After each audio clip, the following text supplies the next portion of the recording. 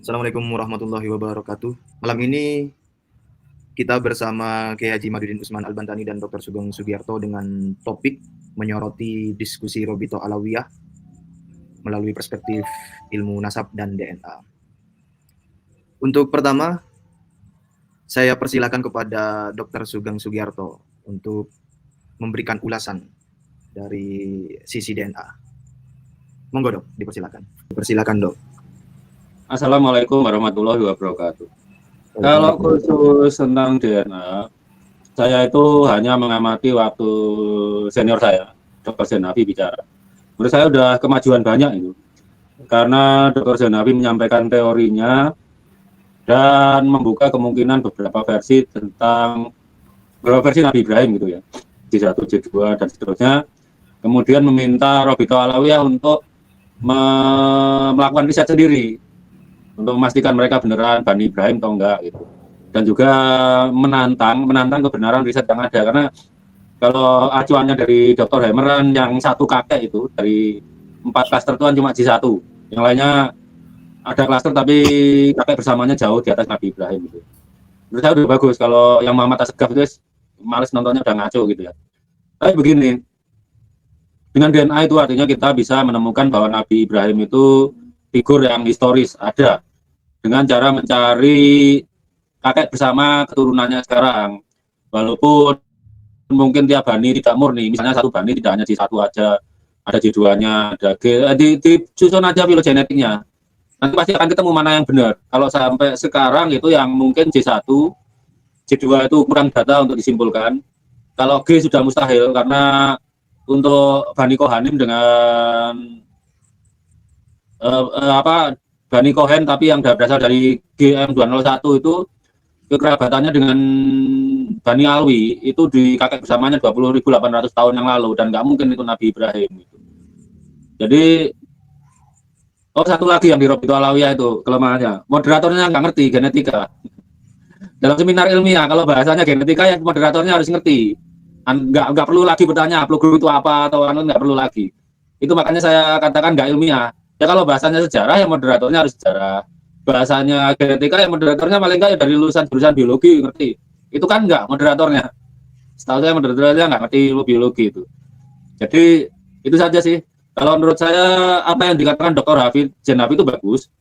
Kecuali ya mungkin triknya untuk menegasikan ilmu biologi dengan membawa ke masalah yang tidak perlu, misalnya ke evolusi yang ratusan ribu tahun sebelumnya, atau apalagi ya yang salah dia bilang itu fusi antara makhluk tingkat tinggi dengan makhluk uniseluler yang mulai sejak ada mulai mitokondria DNA. Itu kalau kita nyusun skripsi itu di luar konteks gitu. Karena ini yang kita persoalkan adalah nasab sampai kira-kira 6.000 sebelumnya, itu sudah itu aja, tidak perlu kemana-mana gitu. Itu aja dari saya. Ya baik, baik Dr. Sugeng. Terima kasih. Nanti Mas Vicky bisa nanya ke Dr. Sugeng. Oh silakan, Yai. Ya, Pak Dr. Sugeng ya. Saya melihat ya yang dari Dr. Zen Wafi itu ya, Zen Wafi apa Zen Nafi itu? Zen Hafi. Zen Hafi ya. Itu menerangkan daripada DNA itu selaras dengan Dr. Sugeng.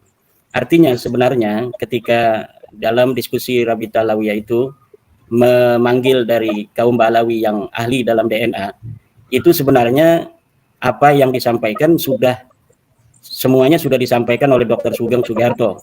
Bagaimana tentang Y-DNA, bagaimana tentang mitokondria, bagaimana tentang DNA zigzag itu yang tidak bisa untuk menelusuri nasab yang jauh.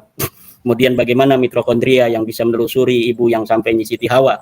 Bagaimana Y-DNA yang bisa menelusuri sampai DNA Nabi Adam. Saya kira apa yang telah disampaikan oleh Dr. Zen Hafi itu ya itu sesuai dengan keilmuannya dan dia memegang amanah ilmiah. Walaupun beberapa tekanan itu saya nilai ada gitu untuk sedikit menghibur Balawi, yaitu ketika menerangkan yang hanya 11 generasi ke atas bisa ditelusuri itu DNA apa itu ya Pak Dok? Itu dari autosomal itu. Dari autosomal itu bisa diulang kembali Dok agar kita semakin mengerti DNA, mitokondria dan autosomal itu Dok. Begini, genealogi itu tes genealogi itu ada 3, Y-DNA untuk garis lurus kakek, mitokondrial untuk garis lurus nenek, dan kemudian autosomal DNA. Nah, autosomal DNA ini kelebihannya justru untuk nasab pendek. Tapi kalau jauh malah kelemahannya, begitu pun jauh ya diganti nasab panjang. Itu gini, seperti kita ingat Nabi itu pernah menggunakan metode khilafah kan, untuk perselisihan ini ayahnya siapa atau pernah. Kita tahu bahwa genetika itu ada namanya genotip, gen kita, ada namanya fenotip. Fenotip itu penampilan kita.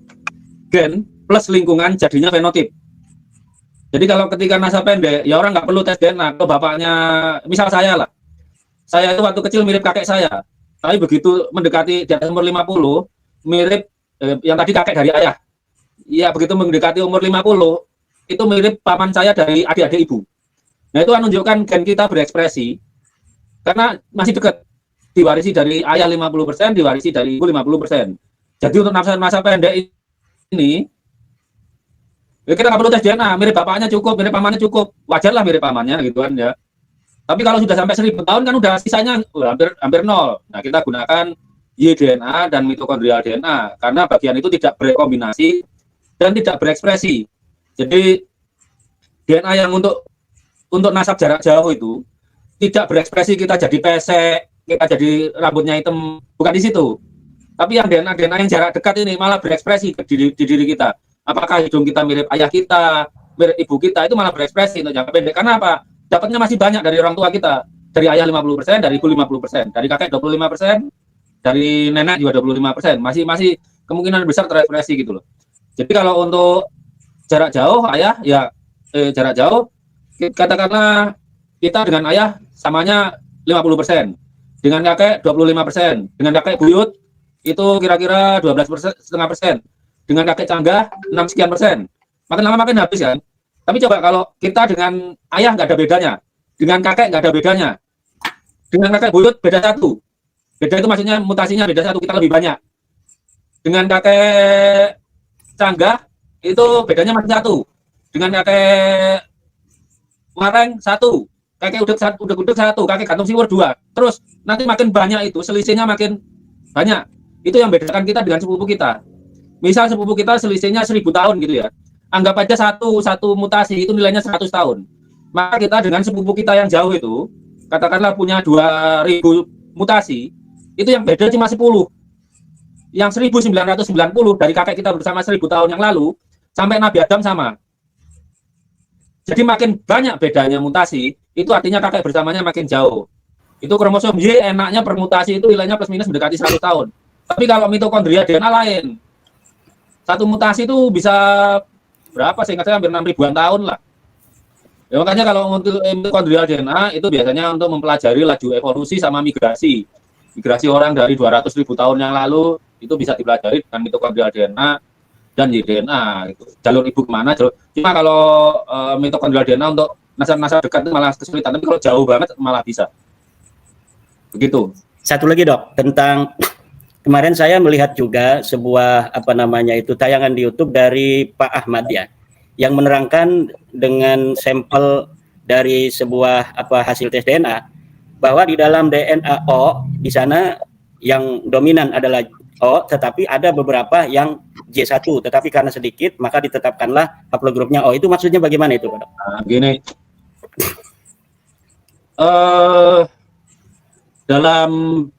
Gini. Ketika misalnya 2 cabang ini ya, O dengan J ya, katakanlah itu kan di haplogrup IJK ya, haplogrup IJK itu ketika bercabang bisa saja mutasi yang J itu terjadi di O tapi di masa yang berbeda, kan halamannya yang kosong sini. Misal gini ya, F4667 itu juga dimiliki haplogrup Q dengan haplogrup J, itu mungkin. Tapi para ahli itu akan merunut semua mutasi sehingga berurut dia diputuskan J atau O gitu. Misal di haplogrup J1 ada FGC 10.500. Bisa jadi 2000 tahun lagi haplogrup O juga punya FGC 10.500. Umurnya kan beda. Makanya ada selain haplogrup ada haplotype. Haplotype itu serangkaian mutasi yang diwariskan kakek yang sama. itu kalau misalnya sama-sama FGC 10.500, satunya O, satunya J1, itu uploadannya sebagian besar pasti berbeda. Sehingga para ahli mengenali, oh ini harusnya O, ini harusnya J, gitu. Ya, itu bukan berarti dulu pernah punya leluhur yang sama. Leluhur samanya ya di IJK itu, kira-kira 38.000 tahun yang lalu. Jadi setelah itu ada J1 itu yang beberapa item itu bukan berarti mereka bersepupuan yang dekat ya setelah adanya zaman Nabi Ibrahim, bukan ya? Ya, itu terjadi mutasi di tempat yang sama tapi waktunya beda. Mutasi itu di tempat di alamat di DNA yang sama, tapi waktu terjadinya berbeda. Misal kata-kata seperti saya misalnya L147 lah. Itu kayaknya di haplogrup O ada, di J1 ada. Tapi kalau di J1 itu kira-kira ya di angka 2000 tahun yang lalu sepertinya. Di O itu masih baru-baru aja, kurang dari 1000 tahun. Sama tempatnya. Tapi yang di sini itu 2000-an tahun, yang di sini 1000 tahun lebih muda kan. Ya itu ada penanda waktunya kapan dia terjadi. Begitu. Memang kita harus merangkai, semua mutasi itu dirangkai berurut. Seperti misalnya Mas Rifki dengan Kiai Imad. Kakeknya Kiai Imad, kakek 5 generasi namanya Ahmad. Ahmad ya. Kakeknya Mas Rifki, tapi 11 generasi dulu juga sama namanya Ahmad. Kalau buku nasaban kelihatan ini. Ahmad kakeknya Mas Rifki dengan Ahmad kakeknya Kiai Imad. Ya kan, yang ini generasi ke-5 ke atas, yang ini generasi ke-11 ke atas. Itu sangat mungkin. Tugasnya para ahli menentukan kalau dua haplogrup itu berbagi mutasi yang sama, kapan terjadinya, sekian ratus tahun yang lalu, sehingga ketika diurutkan itu berada di bawah atau di posisi di atas dalam filogeni, dalam pohon filogenetikanya itu. Dan di posisi di mana ditentukan gitu. Kalau kita melihat itu ya memang ada satu mutasi dimiliki haplogrup J, haplogrup E, tapi yang dimiliki bersama biasanya dikatakan bukan defining mutation, mutasi yang tidak menentukan dari satu haplogrup itu. Satu lagi, Dok. Saya pernah lihat pemaparan dari Profesor Herawati Sudoyo ya, dari Ijman itu tentang ini sekian persen dari negara anu, ini sekian persen dari negara anu. Itu hasil tes DNA apa itu, Dok? Itu autosomal, namanya ancestral. Jadi misalnya orang Arab itu 100% punya mutasi ini. Di sini katakanlah ada orang punya 10% mutasi, itu ya dikatakan 10% Arab, gitu aja. Itu autosomal DNA. Karena ya yang repot autosomal itu begini. Kakak beradik itu bisa saja yang kakaknya itu 10%, adiknya laki-laki sama 5%. Efeknya rekombinasi begitu. Karena kan dikocok dibagi dua, diturunkan ke anaknya. Jadi wajar misal nih, ini punya keturunan Jerman, ini punya kakak beradik, punya kakek moyang Jerman dan Arab. Yang kakaknya lebih mirip Jerman, yang adiknya lebih mirip Arab. Bisa seperti itu. Karena namanya juga berekombinasi. Dikocok, diaduk, dibagi dua. Nah, bagian 50%-nya itu 50% untuk adik dengan 50% untuk kakak itu bisa berbeda. Tapi kalau kromosom Y ya pasti sama. Dari satu ayah itu bisa sama kromosom Y-nya gitu. Ya. Kalau kita melihat dari pemaparan Dr. Zain Habib itu dengan berbagai macam para pembicara yang ada di Rabita Alawiyah kemarin, itu rasanya sudah lengkap semua itu. Pertama dari DNA apa yang selama ini dipaparkan oleh Dr. Sugeng terkonfirmasi juga bahkan oleh seorang ilmuwan dari Balawi. Yang kedua dari pemaparan secara metodologi ilmu nasab yang disampaikan oleh beberapa pembicara dari Balawi itu seperti Ustadz Maimun Nafis, Ustadz Wafi, itu sudah dapat dibantah karena memang apa yang mereka pertahankan hanya dari surah istifadah, di mana surah istifadah itu para fuqaha sudah bersepakat bahwa apabila sebuah surah istifadah itu bertentangan dengan sesuatu dalil yang kuat maka surah istifadah itu gugur.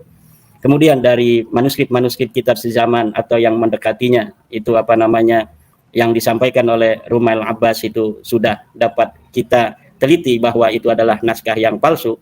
Saya kira ini sudah lengkap Mas Rifki bahwa memang Balawi pengakuan mereka sebagai keturunan Nabi ini tidak terkonfirmasi dan secara ilmu nasab adalah nasabun batilun mardudun maudhu'un itu. Ya. Terima kasih. Kak Imad. Saya mau menanyakan ini. Itu kan Ustadz Idrus Ramli menyatakan bahwa kesaksian nasab cukup dengan istifadah sama dengan susuan. Nah, itu bagaimana Kiai Imad menanggapi statement tersebut Kiai Imad? Oh, ya. Sebenarnya bukan hanya Ustadz Yusuf Romli. Tadi saya dikirimkan oleh seorang teman tentang tulisan Kiai Ma'ruf Khazin ya. Kiai Ma'ruf Khazin yang juga menulis hal yang sama dengan Ustadz Idrus Romli.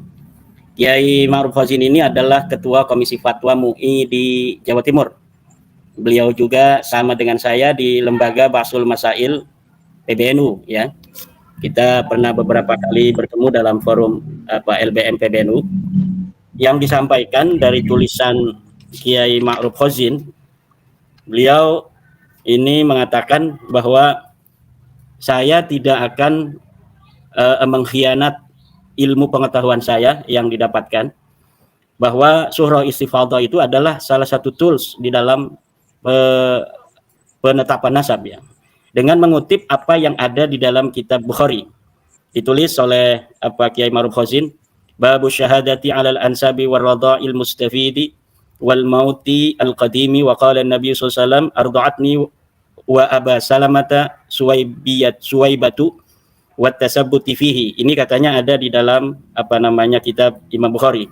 Lalu Kiai Ma'ruf Khazin juga mencatat bahwa Ibnu Hajar Al-Asqalani mensarahi bab ini dengan hadhihi tarjamatu ma'qudatun li syahadatil istifadati wa dzakara minha an-nasaba والرضاعة والموت القديمة فأما النسب فيستفاد من أحاديث الرضاعة فإنه من لازمه وقد نقل فيه الإجماع.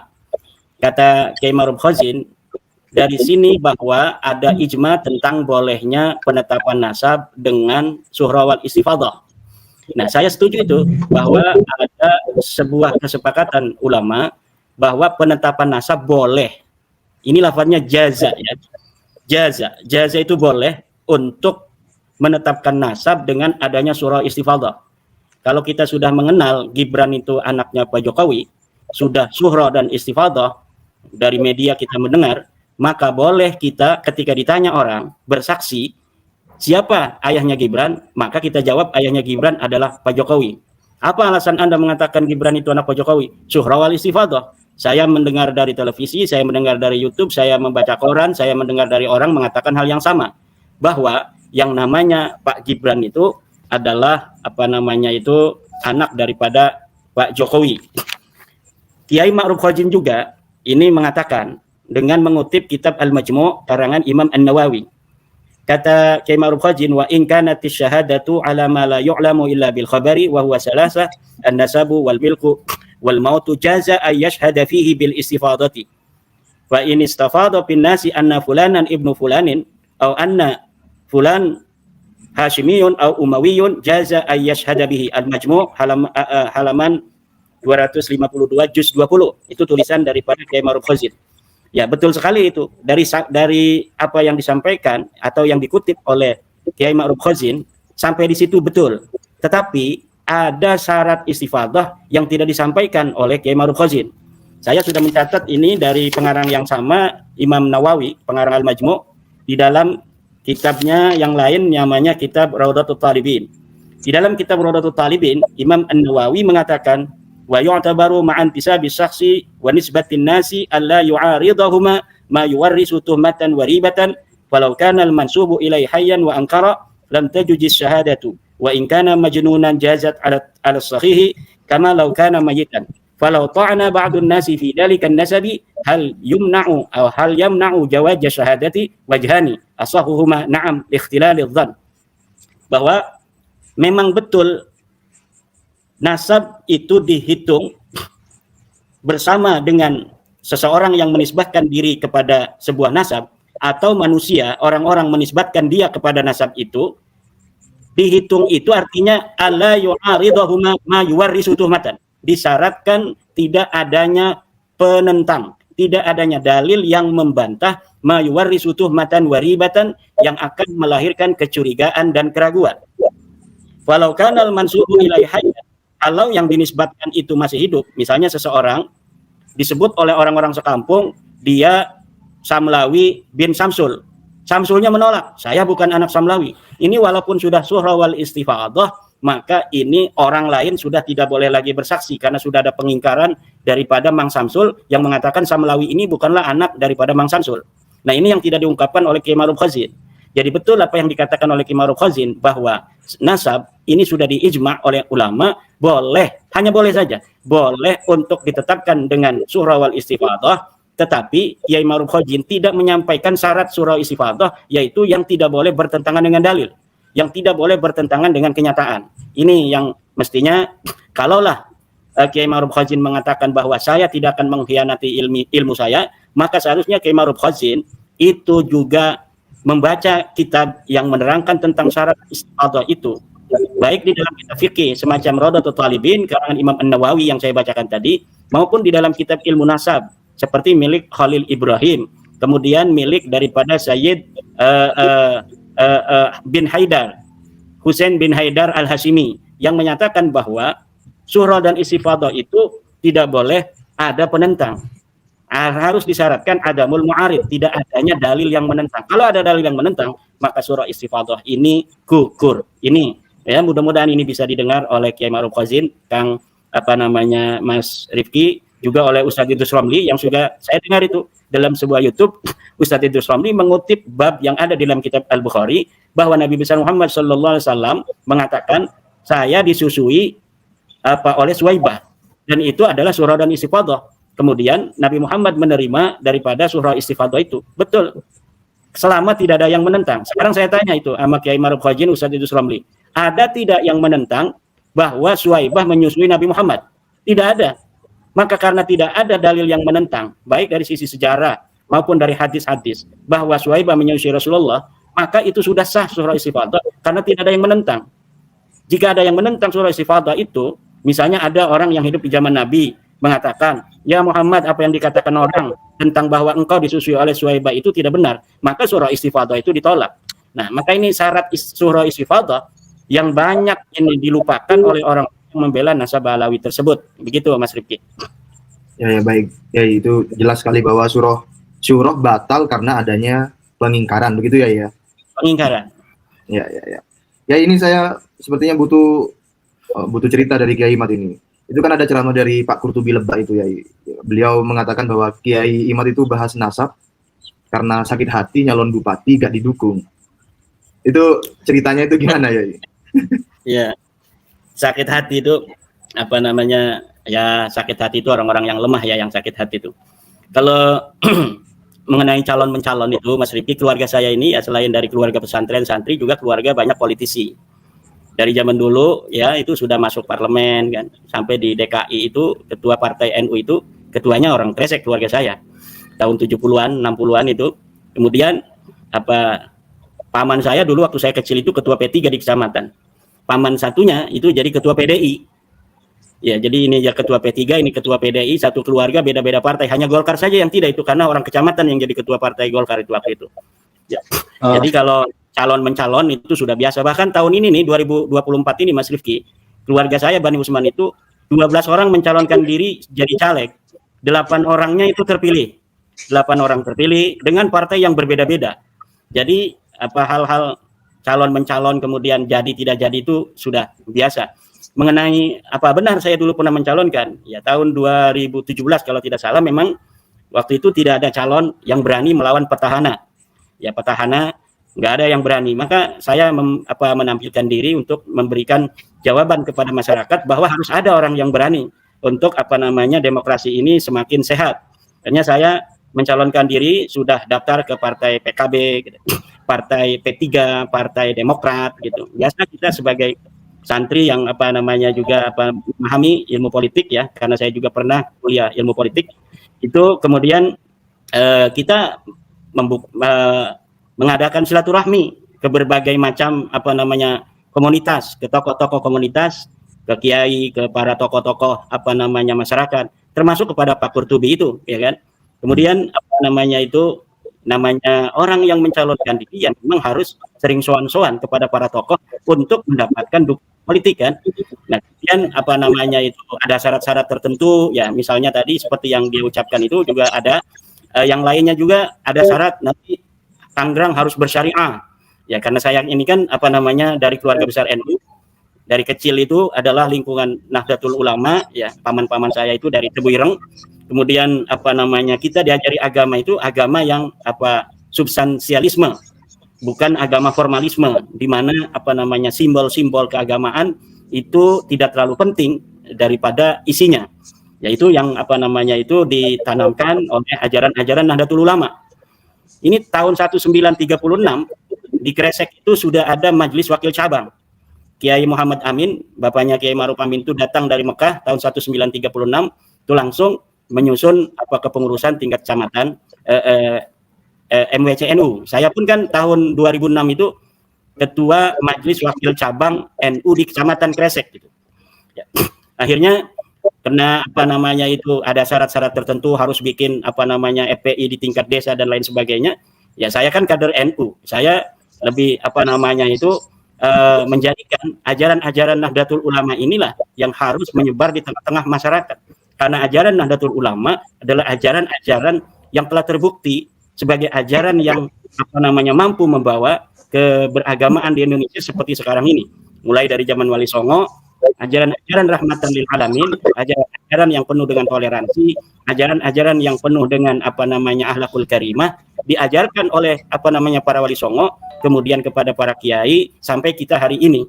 Jadi saya lebih apa namanya itu mengedepankan bagaimana ajaran-ajaran Nahdlatul Ulama di kampung saya ini untuk semakin menyebar. Ya, itu sebenarnya begitu. Ini sebenarnya pengalian isu saja, Mas Rifki ini. Sebenarnya itu bom nuklirnya itu belum berani dikirimkan. Katanya itu beliau sudah mengarang bom nuklir tuh. Bom nuklirnya sudah jadi dibakar itu di pondoknya, tapi belum berani dikirimkan ke saya. Nah, atau misalnya kalau misalnya harus bayar ya kita bayar lah. Kalau misalnya kitabnya di COD ke sini kita bayarin gitu kan. Dulu ada seorang kiai dari Sukabumi yang membuat bantahan terhadap apa tesis saya, kemudian diantarkan ke pondok saya. Kemudian kitab itu berbahasa Arab oleh kiai dari Sukabumi, Syekh Abdullah Mukhtar. Dia orang asli sini, kemudian kakeknya pindah ke Sukabumi. Nah, kemudian kita balas dengan apa namanya bahasa Arab pula. Ada beberapa orang yang membuat bantahan kepada saya juga saya balas gitu. Beliau juga kalau beliau mengantarkan atau misalnya mengirimkan apa namanya melalui kurirnya bahwa ini ada bantahan ini yang membantah daripada tesis saya, ini jawaban-jawabannya. Nanti akan saya apa namanya itu jawab dan saya akan kirimkan ke beliau gitu Mas Rifki. Jadi nggak usah bikin narasi-narasi yang bermacam-macam, bikin aja kitabnya kalau sudah ada ya tolong dikirimkan agar kita bisa untuk menganalisa dari sisi apa ilmu nahunya, ilmu sorobnya, atau dari sisi apa yang paling penting itu adalah apakah apa yang apa namanya dia tulis itu nanti akan bisa menjawab daripada apa-apa yang kita pertanyakan selama ini. Satu, tentang apakah ada dalil bahwa Ahmad bin Isa pernah hijrah ke Hadramaut? Apakah ada dalil yang mengatakan Ubaid sebagai anaknya Ahmad? Apakah ada dalil yang menyatakan bahwa Ubaid ini punya anak namanya Jadid gitu kan? Nah, itu saja yang paling penting. Adapun secara epistemologis nanti misalnya tentang apa-apa yang telah diangkat oleh para pembela Balawi di Rabita itu seperti Suhla dan Istifadah, itu bisa juga kita masuk di dalam perdebatan itu karena itu perdebatan ilmiah yang epistemologis yang jawaban-jawabannya sudah ada di apa namanya kitab-kitab fikih para ulama. Kita tinggal membaca, kemudian kita bisa menganalisa dan menghipotesa, kemudian mengambil kesimpulan. Begitu Mas Rifki. Ya Imad, saya mau menanyakan sedikit lagi. Nanti jawabannya singkat aja, enggak apa-apa. Berarti dulu ketika Kiai Imad itu bersilaturahmi ke Pak Qurtubi Lebah itu ada pensyaratan untuk harus bikin FPI sampai tingkat desa, begitu atau salah kesimpulan saya? Saya terlalu lama ya, jadi lupa secara detailnya. Yang saya ingat itu tentang Tangerang Bersyariah, dan membuat FPI tingkat desa begitu. Betul itu ada itu. Ada ya. Tapi Kiai Imad lebih memilih untuk nuansa-nuansa kultural NU gitu ya. Ya, karena memang di sini nggak bakal laku kan, kalau daerah kita ini daerah yang sangat Nahdlatul Ulama sekali gitu. Ya, satu ya ini ini ada Alfian Tanjung itu juga bilang bahwa Kiai Imad ini bagian dari proksi. Nah ini terserah ini proksi ini mau dimaknai bagaimana ini, monggo gimana respon dari Kiai Imad? Saya tadi dikirim oleh teman juga.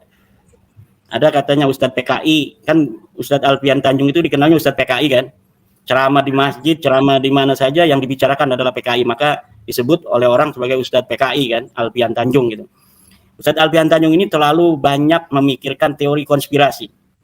Jadi sehingga apa yang ada di dalam otaknya semuanya konspirasi. Jadi saya kira apa yang beliau sampaikan itu seperti ini, ada proxy kan, proxy war lah. Lebih lengkapnya proxy war. Karena kalau proxy saja itu bisa alat-alat di internet kan.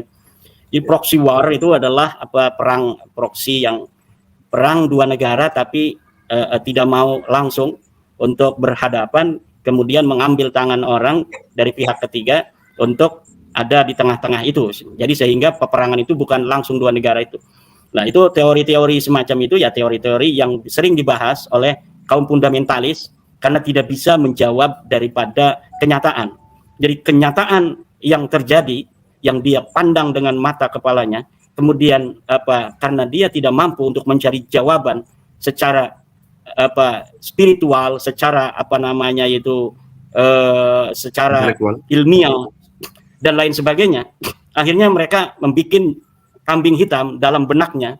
Maka kambing hitam inilah yang namanya teori konspirasi yang mereka pahami, sehingga apa yang mereka perjuangkan adalah angan-angan belaka. Kenapa? Karena bisa jadi orang-orang yang semacam mereka ini yang sangat formalistis di dalam perjuangan ingin menegakkan syariat Islam, sebenarnya mereka inilah orang-orang yang dimanfaatkan oleh orang-orang lain untuk menjadikan sebuah keamanan negara itu menjadi tidak stabil dan lain sebagainya. Orang-orang yang sumbu pendek, orang-orang yang gampang untuk dimanfaatkan, langsung digosok-gosok sedikit, langsung berteriak dan lain sebagainya. Ini adalah tidak bisa untuk alamatkan kepada kaum-kaum tradisional seperti Nahdlatul Ulama dan pondok pesantren, tetapi kepada mereka ini. Jadi teori konspirasi itu sebenarnya ketika Ustadz Alfian Tanjung bicara tentang proxy war, sebenarnya mereka inilah orang yang sedang diproxy wari oleh kekuatan-kekuatan lain gitu, untuk menjadikan negara misalnya tidak stabil dan lain sebagainya. Kemudian tentang dia bertanya, ini siapa bapaknya kan, siapa gurunya, siapa di mana mondoknya, itu kan apa hubungannya? Saya sudah sering katakan dan bahkan dalam tulisan, bapak saya Sarmana, kakek saya Haji Samun, buyut saya Usman.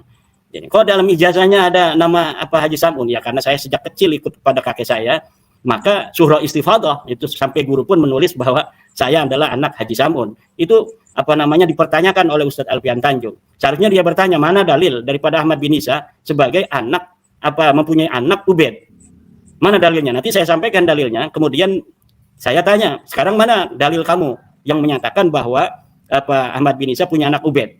Kalau dia mengatakan mana dalilnya yang membatalkan bahwa Ubaid sebagai anak Ahmad, nanti saya bertanya, mana dalil daripada Ubaid sebagai anak Ahmad? Harusnya kan begitu ilmiah.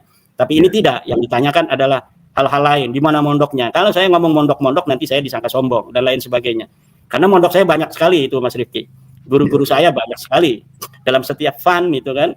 Dan saya ini ketua komisi fatwa MUI Banten. Di Banten itu tidak sembarangan para ulama itu mengangkat seseorang untuk menduduki sebuah jabatan tertentu, apalagi sebagai ketua komisi fatwa di Majelis Ulama Indonesia yang membawa nama Syekh Nawawi Tenara.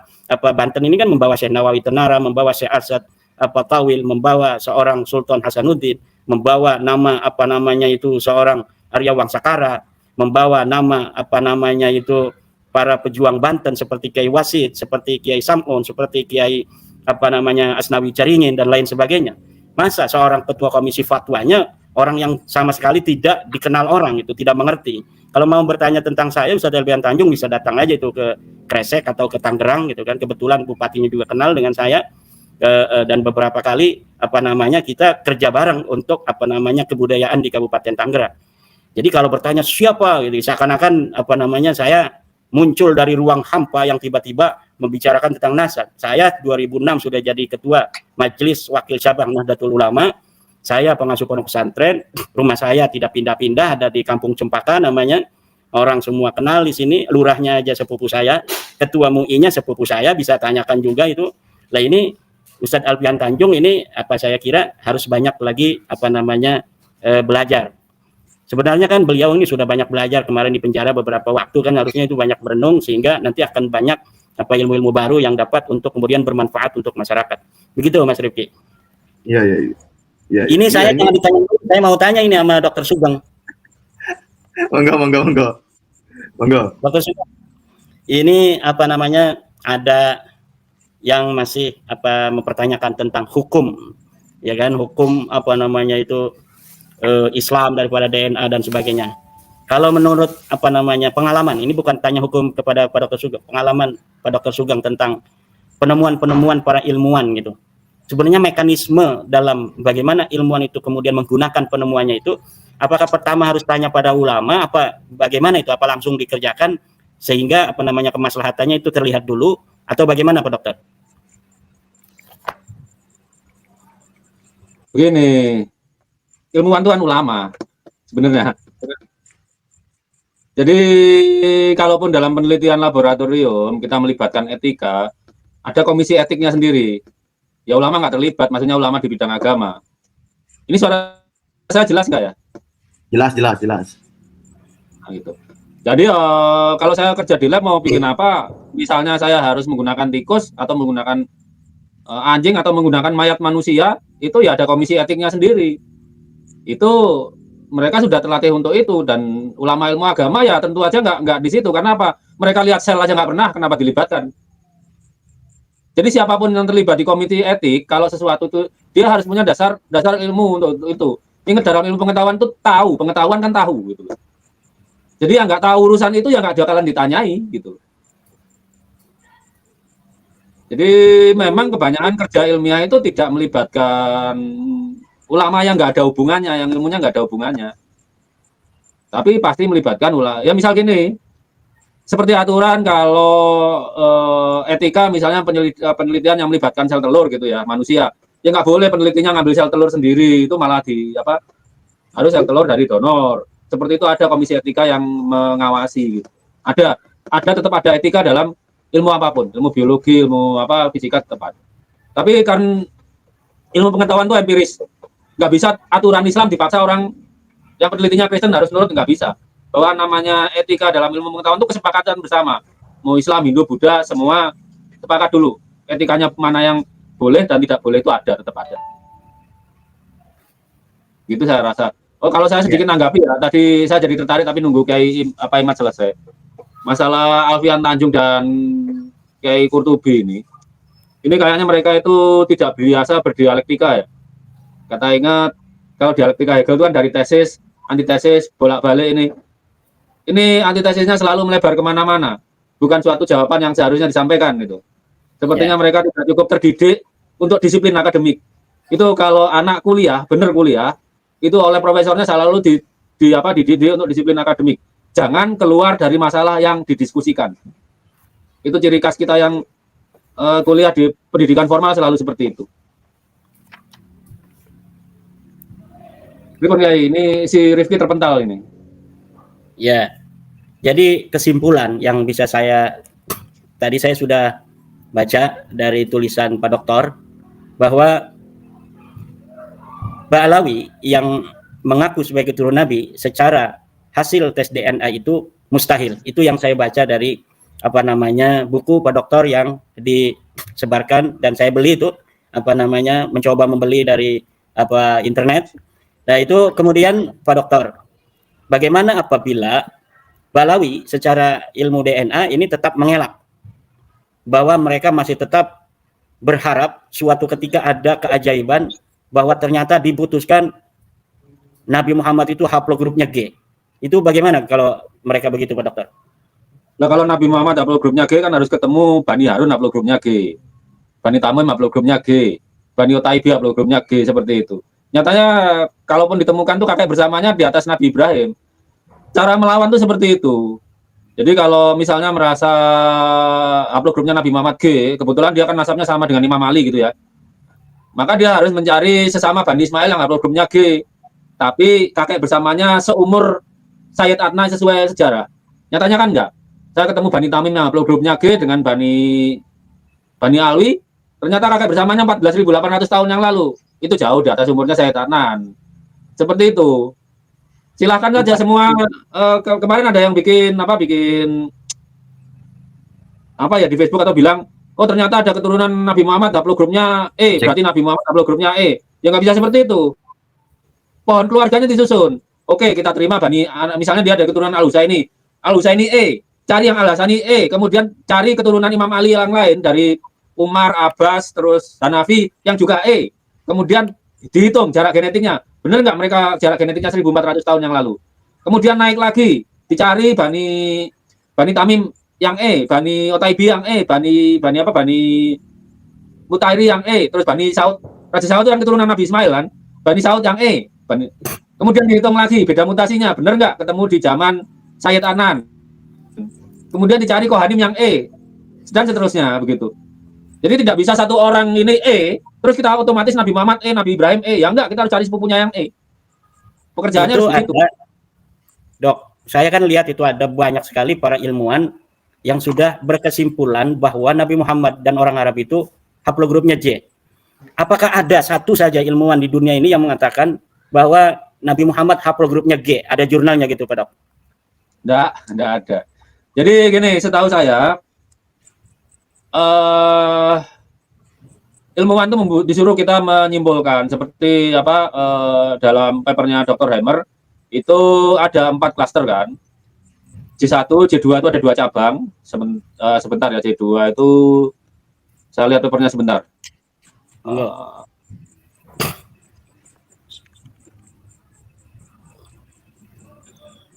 Sebentar.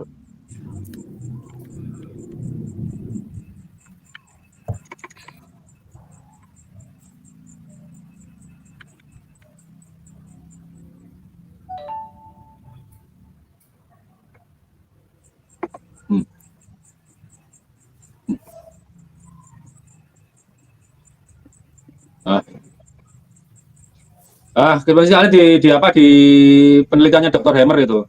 Dr. Hammer itu tidak menghakimi bahwa Nabi Harun itu J1. Kita disuruh mikir tapi bahwa ada 4 haplogrup ya, JP58, JM410, JM12 dan RM269. RM269 itu kakek bersamanya 11.800 tahun yang lalu. Itu bukan masanya Nabi Ibrahim. Berarti di zaman Nabi Ibrahim itu dari keturunan R itu udah berapa? Kemudian zaman Nabi Harun itu yang dari J2 itu JM410 dan JM12. Berarti ada 2 versi Nabi Harun dong, kalau caranya gitu. Sedangkan yang JP58, ya, jadi yang JP58 itu 97 orang itu punya satu kakek zaman Nabi Harun. Ada 3 orang yang satu kakek dengan 97 orang ini, tapi zamannya Nabi Ibrahim. Mengerti Pak Kiai? Ya. Jadi kalau dari versi J1 ini ada 97 orang yang kira-kira kakeknya seumur dengan Nabi Harun, tapi mereka bawa 3 sepupunya, karena kakek 3 dengan 97 orang ini punya kakek bersama zaman Nabi Ishak, zaman Nabi Ibrahim. Kita disuruh menyimpulkan sih. Kemudian dari cabang Nabi Ismail, ya udah kita cari sepupunya. Mana yang cocok dengan J2, J1 ini? Yang paling kuat kita pakai. Cuma kayak yang G ini masalah. Kenapa? G yang mengaku keturunan Nabi Harun dengan G yang mengaku keturunan Imam Ali, itu kakek bersamanya 20.800 tahun yang lalu. Masuk akal enggak? Enggak masuk akal. Jadi dalam kasus seperti ini, ya, bisa jadi kita punya 1, 2, atau 3 kandidat Nabi Ibrahim, bisa. Tapi yang nggak mungkin, ya udah kita tolak. Ngapain kita mulut situ? Kalau udah yang nggak mungkin itu Balawi nih, dokter. Yang nggak mungkin ini Balawi. Iya. Kalau udah kita tolak, ya nggak nanti paling ujung-ujungnya akan cuma 2, J1 atau J2. Cuma secara populasi, oke, sekarang kita punya kemungkinan J1 dan J2. Kita pakai pendekatan matematika lagi. Sekarang populasi orang Arab berapa? Katakan berapa juta ya? 60 juta ya. Itu setengahnya laki-laki, 30 juta. Itu 41%-nya 40%-nya itu J1 misalnya. Kan berarti 30 juta, 40%-nya kan berarti 15, sekitar 12 juta lah. 12 juta orang ya. Anggap aja semua pernah mengalami migrasi. J1, J2, J pernah terusir lah dari Arab Saudi. Kemudian kita hitung pakai logaritma. Per bapak tiap generasi punya rataan anak rata-rata berapa? Karena dia itu ada yang keluar, mungkin angkanya cuma 1,3 lah, 1,3, 1,2. Itu kalau kita pakai logaritma, kira-kira sampai Nabi Ismail 4.400 tahun yang lalu, itu masih ada nggak 2 atau 3 orang keturunannya? Kalau Balawi mungkin 2, karena cuma 4%, kok baru sampai 5.000? Itu sampai kira-kira 1.500 tahun yang lalu udah habis. Tinggal 1 terus ke ujung. Itu nggak masuk akalnya di situ. Jadi ketika ada 2 atau 3 calon kandidat haplogrup Nabi Ibrahim, oke, kita pakai pendekatan kedua, pakai logaritma. Misal dari 100 kakek itu punya anak rata-rata berapa? Kalau stabil kan 1, kalau 2 nggak mungkin karena populasi itu setiap generasi lipat 2. Itu anak cewek dan cowok padahal. Jadi kalau jumlah laki-lakinya nambah, ya paling rasio ayah per anak laki-laki itu 1, sekian. Karena dari 100 orang itu kira-kira 37 orang nggak punya anak laki-laki. Ada yang punya anak 1, tapi ada yang punya anak 7. Itu dibuat rata-ratanya per ayah itu punya berapa anak laki-laki. Nanti kita hitung, misalnya dari sekarang 6 juta berkurang 1 generasi sekian juta, berkurang terus kan kakeknya kan. Kira-kira zaman Nabi Ibrahim, zaman Nabi Ismail. Nabi Ismail itu anaknya 12 kan. Nggak semua berketurunan lah sampai sekarang. Maksudnya nggak semua jalur laki-laki. Tapi kita lihat nih yang paling mungkin misalnya tinggal 4 cabang, 2 cabang itu J1 dan J2. Lah kalau G ini, saya nggak yakin 2000 tahun yang lalu di Mekah dan Madinah itu ada G 1 orang itu paling banter 1-2 orang, nggak mungkin banyak. Padahal Nabi Ismail itu anaknya 12 itu. Seingat saya 11 laki-laki 1 perempuan itu. Yang perempuan kan akhirnya dinikahi oleh sepupunya, kakaknya Nabi Yakub itu. Itu kenapa orang Israel sekarang dikatakan Bani Israel? Karena kakaknya Israel, Esau itu jadi Arab sekarang, keturunannya Esau. Bukan Bani Isa, tapi orang Israel. Orang Israel kan tidak dikatakan Bani Isa. Karena salah satu anaknya Nabi Isa itu jadi orang Arab. Yang mendirikan bangsa Edomit itu. Esau kan mendirikan bangsa Edomit. Itu keturunannya sekarang jadi orang Arab itu. Kalau dalam tradisi ini tafsir bahwa Nabi Ishak itulah yang Israel, dia yang namanya Israel itu, Dok. Kalau sepanjang saya tahu yang dinamain Israel itu Nabi Yakub. Oh ya, Nabi Yakub gitu maksudnya. Nabi Yakub. Makanya kalau orang Israel itu tidak dikatakan Bani Ishak karena sebagian Nabi Ishak punya anak 2. Yang Israel itu jadi Bani Israel sekarang. Yang Esau kakaknya Ishak itu jadi orang Arab. Yang mendirikan bangsa Edomit itu loh. Itu banyak tinggal di Jordan. Kakaknya Ishak ini maksudnya berarti kakaknya Ismail juga? Bukan kakaknya Nabi Yakub, bukan kakaknya Ishak. Kakaknya Nabi Yakub. Ya. Dari keturunan Nabi Ibrahim itu boleh dikata semua Arab kecuali Yakub doang. Yang keturunan Yakub doang. Tapi sebetulnya kita bisa katakan keturunan Nabi Yakub itu ya Arab Yakubiyah kalau mau biar damai. Kita nggak usah nyebut mereka Israel lagi, Arab Yakubiyah biar nggak berantem terus gitu loh. Iya. Dokter Sugeng, saya mau nanya, Dok. Ini kalau misal ini ya, ini sekedar permisalan skenario. Kita terima bahwa Hablu G itu adalah Hablu orang bangsa Arab dan Nabi Ibrahim serta Nabi Ismail dan ke bawahnya begitu. Itu konsekuensinya apa, Dok? Ya Raja Saud itu nasabnya batal dong Nabi Ismail. Gimana? Kohen juga. Ya? Raja Saudi itu batal nasabnya ke Nabi Ibrahim. Raja Jordan batal ke Nabi Ibrahim. Raja Uni Emirat Arab batal ke Nabi Ibrahim. Terus pendeta-pendeta Yahudi itu batal ke Nabi Ibrahim. Tapi nggak bisa, ilmu pengetahuan tuh bukan dasarnya kita terima. Namanya aja pengetahuan tuh tahu. Makanya seperti misalnya kebanyakan pembela Balawi memakai dalil, misalnya Mbah Mun percaya nasabnya Balawi, Mbah Nawawi itu percaya nasabnya Balawi. Terus siapa lagi ya yang percaya lagi? Mbah Hamid percaya, itu percaya loh ya. Ilmu pengetahuan tuh dasarnya tahu. Jadi harus metode terukur. Itu beneran mereka keturunan Nabi Ibrahim. Kalau percaya pembuktiannya apa? Percaya itu nggak perlu dibuktikan nih. Tapi nggak bisa dibuat jadi referensi. Makanya kalau ilmu, namanya aja ilmu pengetahuan, udah disyaratkan tahu. Minimalnya dengan cara pengukuran, karena jaraknya jauh gitu. Kita kan nggak pakai mesin waktu, toh. Iya. Dokter Sugeng, nih saya mau nanya lagi. Ini dengan skenario ya, permisalan bahwa Hablu G itu kita terima sebagai hablunya bangsa Arab, Nabi Ibrahim, Nabi Ismail, dan Nabi Muhammad. Kalau berdasar data yang ada bahwa Yuya, Stalin, dan Al Capone itu G, apakah bisa dikatakan bahwa Yuya, Stalin, dan Al Capone itu zuriyah Nabi, begitu, Dok? Dengan skenario G itu kita terima, begitu? Ya nggak mungkin lah. Probabilitasnya. Iya enggak, misalnya kalau Anda ini skenario, wis kita terima gitu. Berarti kan Sayyid Al Capone gitu. Kasihan ya. Atau gimana? Apa ya, kalau ilmu pengetahuan kan nggak bisa pakai pengandaian. Tertolak lah kayak gitu. Sebetulnya kalau masalah Yuya ya kita kan jelek-jelekin Yuya. J1 itu ada Abu Jahal, ada Abu Lahab, ya jelek juga. Tapi Abu Lahab dan Abu Jahal itu kan keturunan Nabi Ismail. Siapa yang membantah coba? Kayak Imat kan udah yakin itu. Kalau Abu Jahal, Abu Lahab itu bin Ismail. Siapa yang bisa membantah?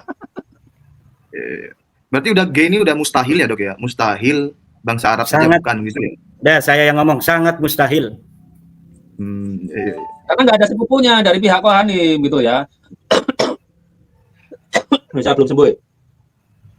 Jadi ini di Kohanim itu juga ada haplogrup G, tapi GM377. Itu kapan kakek bersamanya? 20.800 tahun yang lalu. Masuk akal nggak Nabi Ibrahim 20.800 tahun yang lalu? Kan nggak masuk akal. Di Bani Tamim pun juga ada yang sebentar, saya tadi sebentar.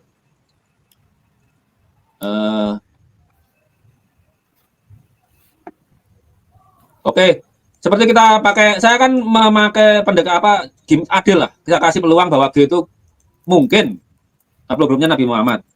Tapi kan harus cari sepupunya untuk mengkonfirmasi.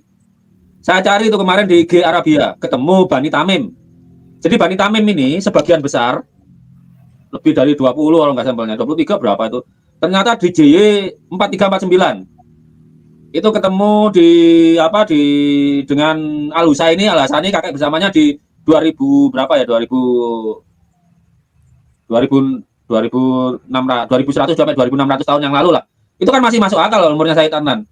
Tapi kemudian ada Bani Tamim yang juga haplogrup G, sama ada haplogrup G juga di Bani Tamim itu. Tapi ketemu Bani Alawi ini kan kita anggap keturunan Ali nih.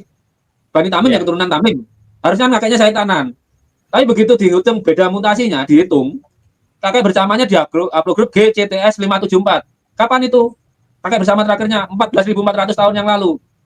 Masuk akal nggak Sayyid Adnan umurnya segitu? Kan nggak masuk akal. Ya. Jadi kalau begitu, nah, seperti itu tidak masuk akal ya. Jadi begitu dari apa yang disampaikan dokter itu, penyusupan terhadap sebuah kabilah tidak hanya terjadi pada kabilah-kabilah apa namanya Nabi Muhammad ya. Jadi ke kabilah Bani Tamim pun ada penyusup karena dia kan orang-orang keturunan Ibrahim ya. Jadi ada orang-orang yang pengen dianggap sebagai turunan Ibrahim gitu. Itu kalau bahasa biologinya bukan penyusup, Kiai. Itu admixture. Jadi memang agar populasi sehat itu ya kita harus punya menantu dari keluarga lain dong. Nah kalau yang Bani Tamim, Bani Otaibi atau anu ya kita pikir mantu lah, mantu dijadikan marganya sama. Mereka kan nggak mengklaim keturunan Nabi Muhammad, nggak memanfaatkan lah. Itu kalau di Kohanim ceritanya lebih sering begini. Mereka pergi kemana? Suatu desa harusnya ada pendeta. Pendeta ini anaknya cewek semua. Akhirnya digantikan menantu, marganya tetap Kohen, ya haplogrupnya ganti. Karena terpaksa toh, kan tetap harus ada yang jadi pendeta. Siapa yang memimpin ibadah kalau nggak ada? Tapi kalau misalnya Bani Tamim, mereka kan nggak ngaku-ngaku turunan Nabi. Ya paling jadi dulunya menantu, anaknya cewek semua. Begitu punya cucu laki-laki dijadikan bin Tamim. Ya kalau kayak itu ya haplogrupnya ganti.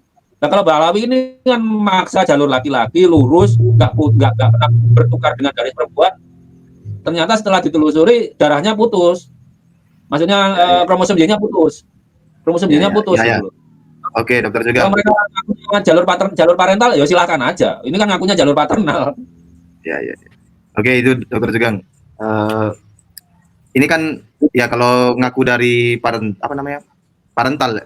ya, garis lurus laki itu kan mustahil begitu ya. Nah, ini kaitannya dengan itu, ini kan ada beredar apa ini screenshotan apa ini ya. Ini muncul tidak di layar jenengan? Muncul ya. Itu keputusan Dewan Fikih Islam bahwa tidak diperbolehkan menggunakan DNA untuk menegaskan garis keturunan yang terbukti secara hukum untuk melindungi orang-orang yang paling terhormat. Dan seterusnya dianggap dibaca, Salam Al-Fakir Syekh Dr. Ali Al-Hasani. Ini saya juga tidak bisa mengkonfirmasi langsung apakah betul ini Dewan Fikih Islam atau Dewan Fikih Islam itu di mana, siapa saja, saya tidak tahu. Tapi ini informasinya begitu. Menurut Dr. Sugeng, Kiai Mat dulu deh. Menurut Kiai Mat, bagaimana ini Kiai Mat? Ini yang pernah dibacakan oleh Hanif Alatas di Banten. Saya juga sudah baca dan saya sudah telusuri. Ada pertemuan ulama kayak Istimewa Ulama 212 begitulah. Kemudian kumpul di suatu tempat. Kemudian membahas tentang masalah DNA. Di situ memang ada DNA bisa untuk menjadi dalil untuk terjadinya tindak pidana misalnya pembunuhan. Kemudian si mayitnya ini tidak bisa diidentifikasi. Kemudian dilaksanakan tes DNA itu boleh. Tapi untuk menelusuri nasab yang jauh, itu mereka berkesimpulan tidak boleh. Kenapa tidak boleh? Itu karena memang sesuatu yang tidak ada permasalahan, jangan dipermasalahkan. Tetapi Hanif Alatas itu lupa, kalau di bawahnya ada di dalam ketetapan itu bahwa apabila terjadi tanazu boleh dilakukan tes DNA. Misalnya ada pertentangan tanazu antara orang yang mengklaim sebagai cucu Nabi, ada orang yang menentangnya bahwa mereka bukan turunan Nabi, maka ini boleh dilaksanakan tes DNA. Atau misalnya lagi ada anak yang tidak diketahui anak siapa ini, kemudian ada yang mengaku ini anak saya, itu anak saya, maka ini juga boleh dilaksanakan tes DNA. Tetapi untuk yang tidak ada masalah, ini lebih baik jangan. Itu demikian itu maksudnya. Nah ini kan nasabah alawi sekarang sedang ada tanazu, ada pertentangan, ada pihak yang mengatakan bahwa mereka bukan turunan Nabi, mereka menganggap dirinya turunan Nabi. Bagaimana untuk bisa untuk diselesaikan? Ya salah satu-satunya cara yang paling mudah ya adalah tes DNA. Silakan tes DNA. Apa hasilnya nanti kita serahkan kepada para ahli untuk menjadi hakim. Ini nasab kami ini ke Nabi Muhammad, haplogrupnya G, betul atau tidak? Nanti biarkan para ahli yang menjawabnya. Jangan tiba-tiba kita mengatakan haram, pokoknya kami cucu Nabi, kami adalah turun Nabi, semua orang wajib mengakui kami sebagai turun Nabi. Tes DNA-nya mana? Haram, nggak bisa, pokoknya kami cucu Nabi, nggak bisa begitu. Ya jadi yang ditetapkan oleh Qaror ulama yang bertemu dalam satu majelis itu tidak melarang mutlak, tetapi membolehkan kalau ada tanazu di sana. Ada pertentangan, ada perdebatan dan diskusi gitu. Ya baik. Ya Imad, kalau ini kan selebarannya itu kan tentang menegaskan garis keturunan gitu.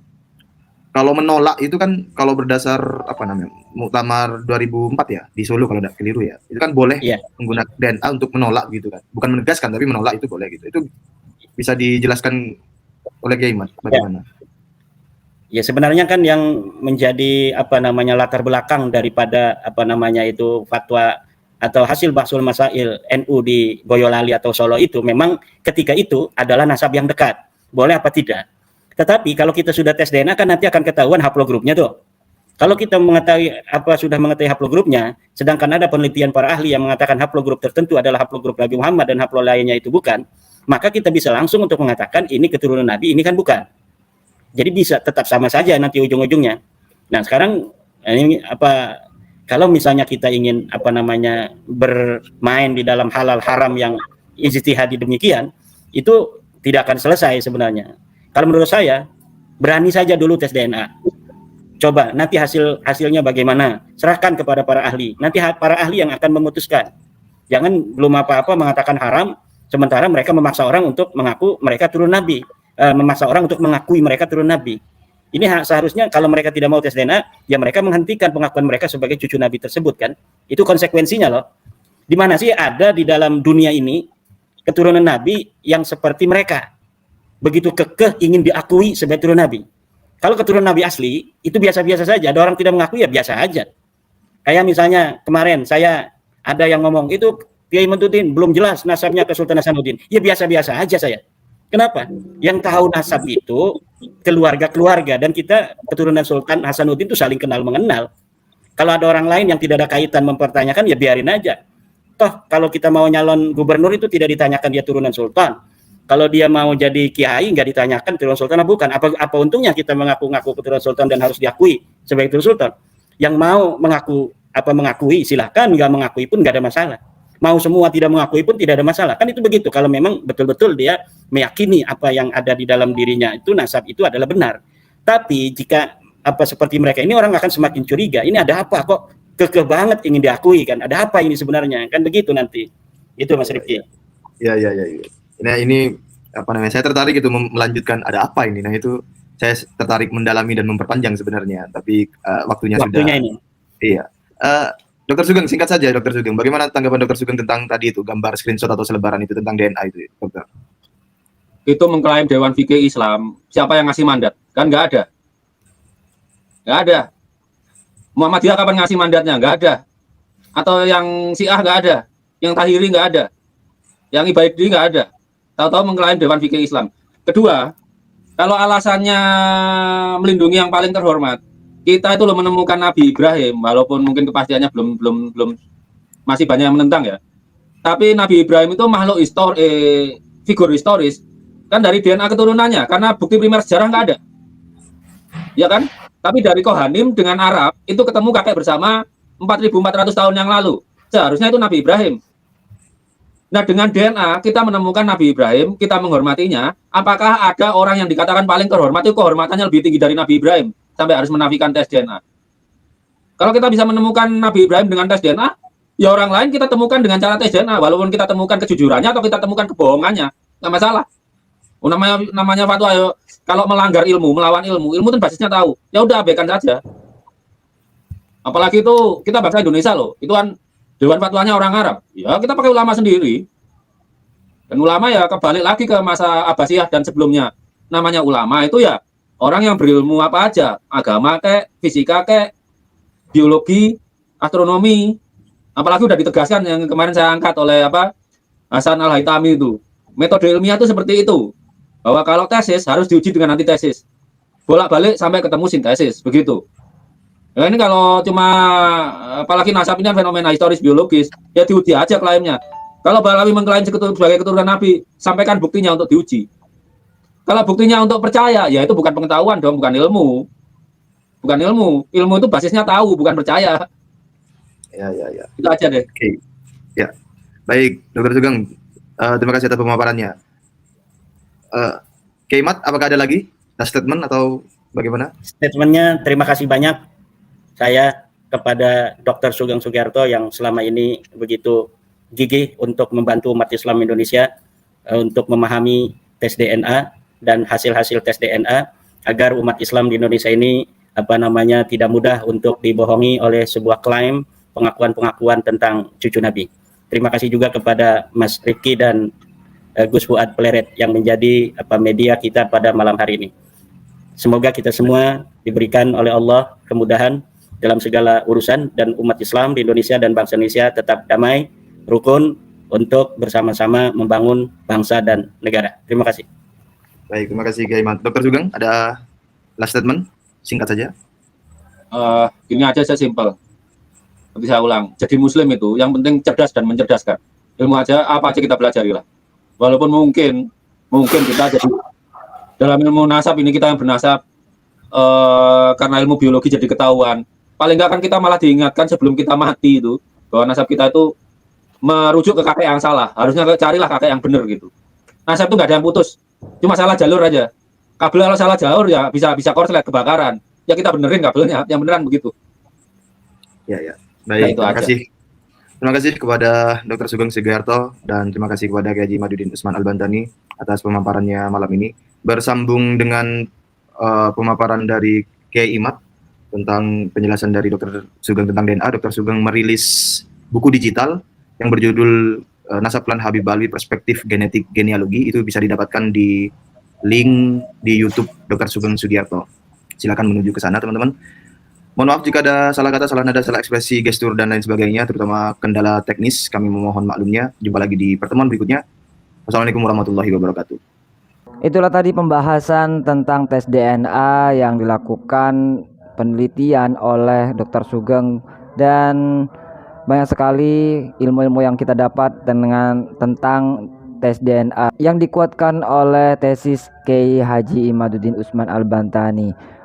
Ini semakin memperkuat keyakinan kita bahwa memang Balawi itu bukan dzurriyyah Rasulullah SAW, dan semoga dengan adanya diskusi kali ini memberikan pencerahan kepada kita, ilmu yang bermanfaat kepada kita, khususnya bagi muhibin yang masih belum sadar nih teman-teman ya.